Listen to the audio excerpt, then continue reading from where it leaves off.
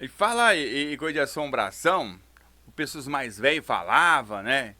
Que de noite tinha gente cortando lenha no mato, isso, aquilo, mas aquilo lá eu tenho a impressão hoje em dia que a gente tem mais uma experiência, que era os pau que o pessoal cortava de noite, às vezes era mel de abelha, entendeu? Tinha abelha, o pessoal ia de noite tirar a abelha lá, né? Colher o mel.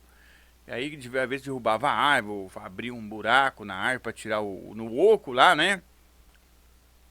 E eles falavam que eram os pessoas que já morou lá, que já morreram, né? Que esse povo antigão. De noite batia, só via o machado cantar lá no mar. Tá, tá, tá, pá. E você ficava doido da cabeça. O pessoal falava que eram os mais velhos que tinham morrido.